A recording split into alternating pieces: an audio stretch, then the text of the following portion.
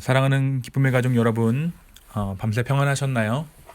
오늘은 사도행전 10장 23절 하반절에서 46절까지의 말씀을 함께 묵상하도록 하겠습니다. 이튿날 일어나 그들과 함께 갈새 요빠에서 온 어떤 형제들도 함께 가니라.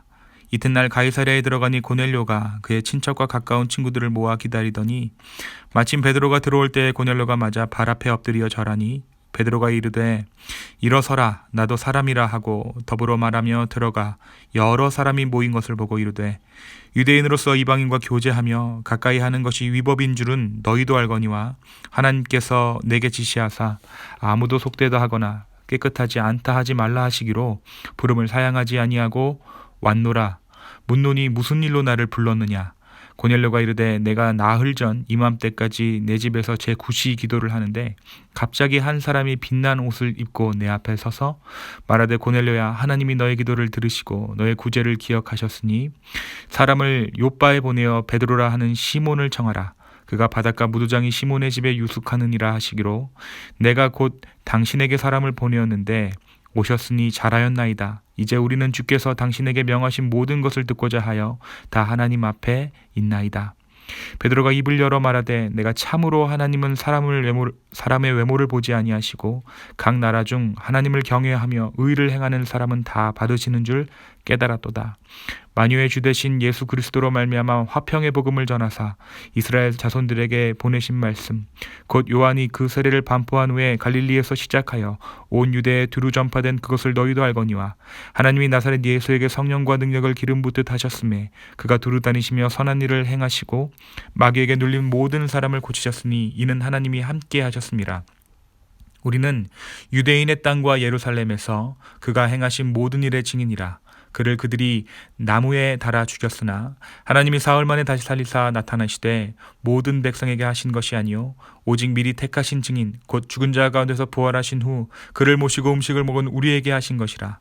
우리에게 명하사 백성에게 전도하되 하나님이 살아있는 자와 죽은 자의 재판장으로 정하신 자가 곧 이 사람인 것을 증언하게 하셨고 그에 대하여 모든 선지자도 증언하되 그를 믿는 사람들이 다 그의 이름을 힘입어 죄사함을 받는다 하였느니라. 베드로가 이 말을 할 때 성령이 말씀 듣는 모든 사람에게 내려오시니 베드로와 함께 온 할례받은 신자들이 이방인들에게도 성령 부어주심으로 말미암아 놀라니 이는 방언을 말하며 하나님 높임을 들음이로라. 어제 우리가 베드로와 고넬료 가운데 임한 하나님의 환상, 음성에 대한 말씀을 함께 나누었습니다. 고넬료가 보낸 사람들을 자신이 묵고 있던 무두장이 시몬의 집에 유숙하게 머물게 한 베드로는 그 이튿날 날이 밝자 그들과 함께 고넬료의 집으로 향합니다. 드디어 고넬료의 집에 도착한 베드로에게 고넬료는 엎드려서 예를 다하여 베드로를 맞이하죠. 그런데 이 엎드려 환영하는 고넬료를 대하는 베드로의 태도가 재미있습니다. 베드로는 자신에게 엎드려 절하듯 인사하는 고넬료를 일으켜 세우며 나도 사람이다 라고 이야기합니다.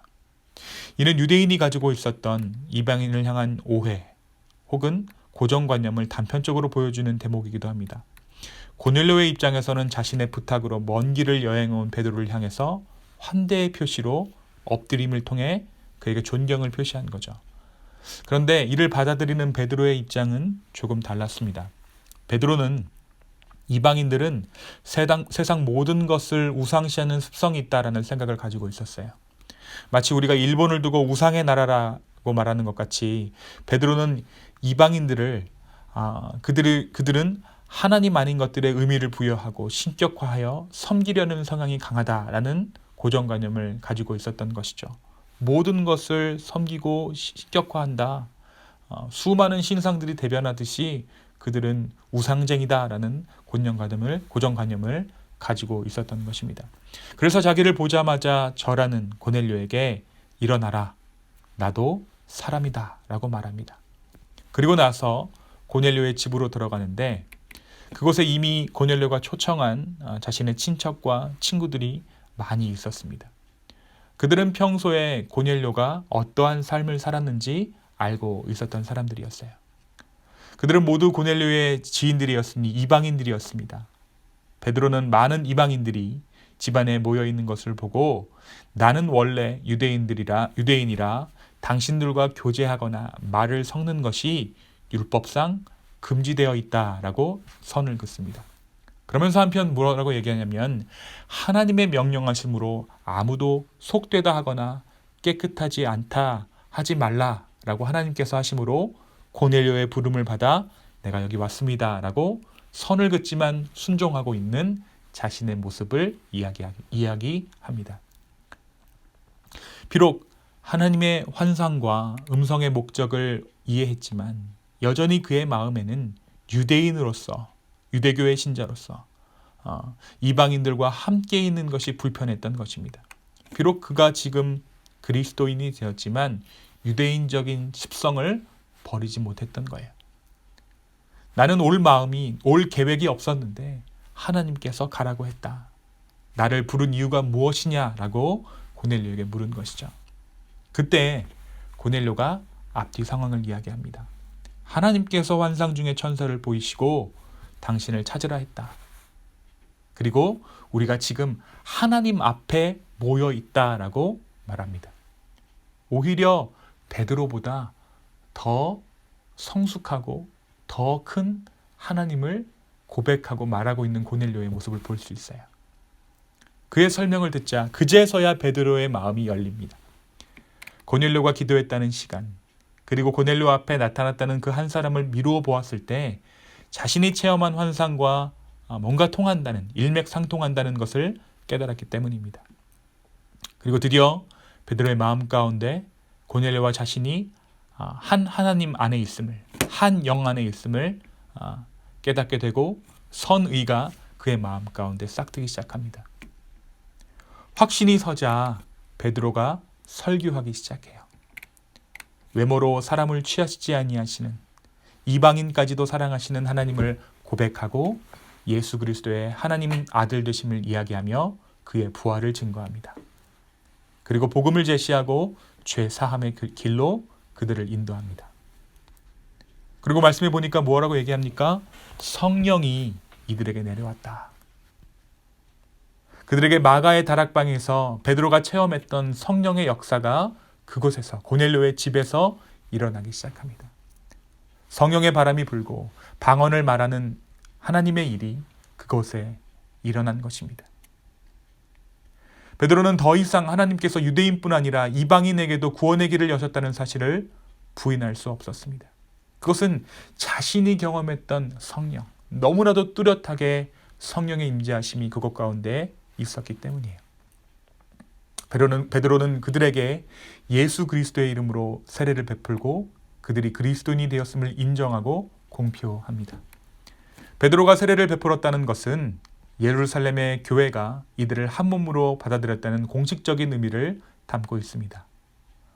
베드로는 부정할 수 없는 성령의 임재 앞에 그들에게 세례를 줌으로써 그들을 교인으로 공인한 것입니다. 사랑하는 기쁨의 가족 여러분, 오늘 우리가 읽은 이 말씀, 오늘 묵상한 이 말씀, 그리고 우리가 이전에 묵상했던 이 10장의 사도행전 10장 전반의 말씀은 우리에게 무엇을 말해주고 있습니까? 저는 이 고넬료의 이야기를 들으면서 베드로를 준비시키신 하나님의 섭리를 보게 되었습니다. 베드로가 다비다를 살려주고 묵은 곳은 무두장이 시몬의 집이었습니다. 무두라는 것은 요새로 치면 피역업을 말하는데, 가죽 가공하는 일을 말하는데, 이 일은 죽은 동물의 사체를 만져야 하는 일이었어요. 그래서 유대인들은 당연하게 그들을 부정한 자들로 여겼습니다. 그런데 베드로가 요빠에서 이 무두장의 집에 머물게 됩니다.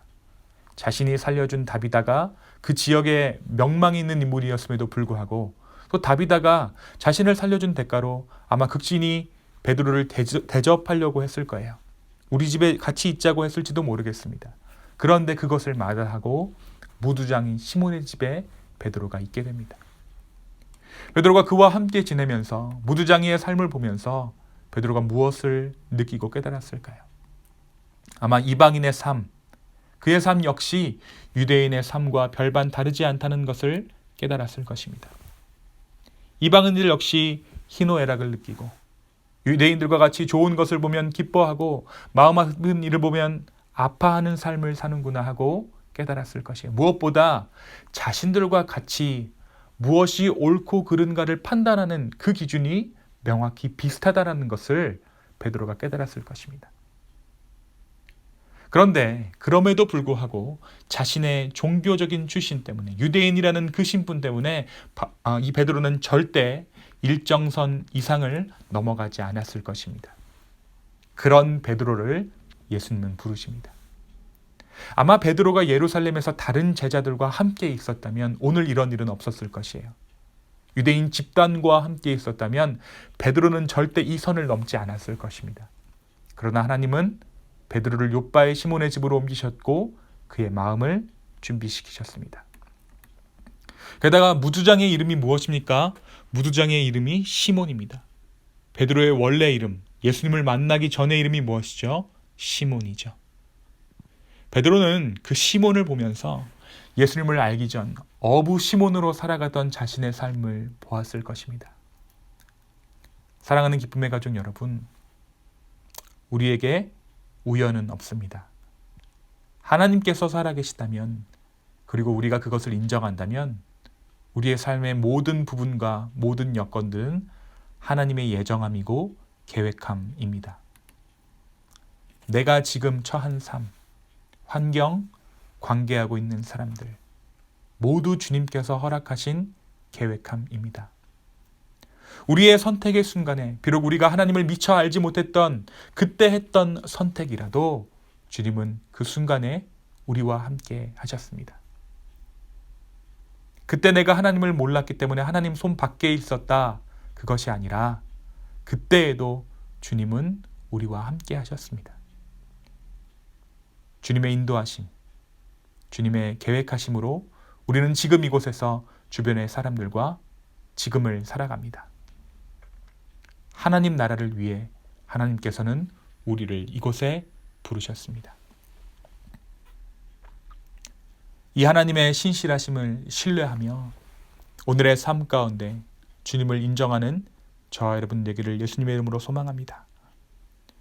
베드로를 무두장이 시몬의 집에 거하게 하시고 그의 마음을 준비케 하시고 고넬료에게 성령을 체험하게 하신 그 하나님의 계획하심, 그 하나님의 신실하심, 그 주님이 우리와 함께 하십니다.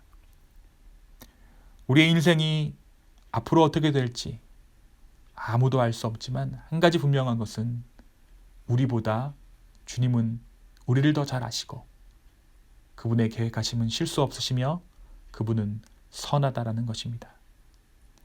이 하나님의 선하심에 기대어 사는 저와 여러분의 오늘 하루의 삶 되기를 예수님의 이름으로 축원합니다. 제가 함께 기도하겠습니다.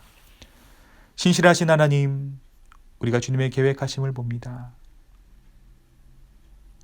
주님의 살아계심을 봅니다. 오늘 하루 우리의 인생을 살면서 하나님의 이 신실하심과 계획하심을 바라볼 수 있도록 주 우리의 삶을 인도하여 주시옵소서.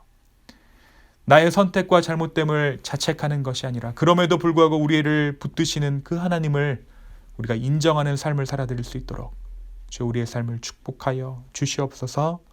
감사합니다. 예수님의 이름으로 기도하였습니다. 아멘.